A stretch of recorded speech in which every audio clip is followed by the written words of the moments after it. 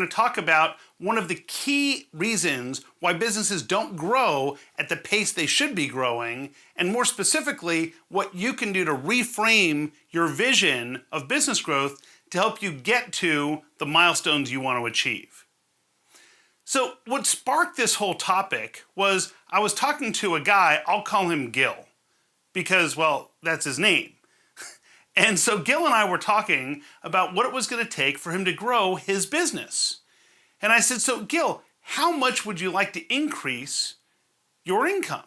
And he said, well, I mean, ideally, I'd like to increase it by like 30%.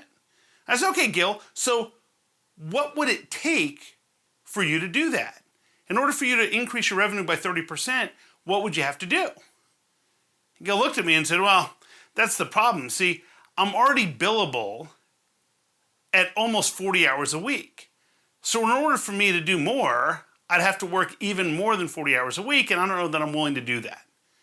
Which, candidly, is a perfectly reasonable explanation. I'm sure some of you are thinking, oh, he's got to hustle more, but guess what?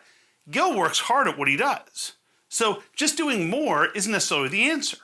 And I said, well, so Gil, so you've got 40 units of your time that you can sell. So do you generate the same revenue from all 40 units? And Gil said, well, no, actually I don't. I have some clients where multiple people come in together and I use a full hour of my time, but it's spread across 6 or 8 different clients. And they each use half of that allocation, meaning if I've got 8 clients, I don't get paid for 8 hours, but I get paid for 4 hours. So I have a 4-to-1 multiplier. And I said, okay, so in your business, is your key to growth bring on more individual clients or bring on more one-to-many clients? And he said, well, what do you mean? I said, well, think about it. If you know that the way for you to grow by 30% is to do more group clients, then all of a sudden, when people come to you, you don't try and steer them into one-on-one coaching, you try to steer them into group coaching, and that's how you build scale.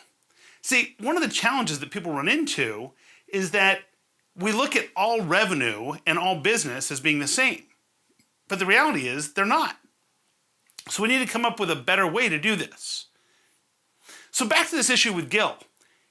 He was initially thinking that every new client that came in, if I just add another hour here and there, gee, that's going to work for me. And all of a sudden quickly realized that, man, I just don't have any more hours in a day. So instead, he can focus on how do I get more people in group sessions? How do I get more people in a one-to-many? And that way, each of those hours, in essence, is generating 4 times as much revenue.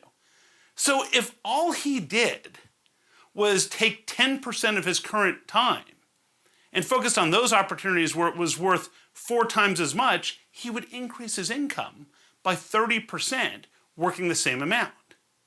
And in your business, is it possible that the same things are in play? Is it possible that maybe selling different mixes of products and services, maybe getting a little bit more creative and innovative, could actually allow you to do more business with less effort? See, it's not just about hustling and doing more, it's about working a little bit smarter to get better results.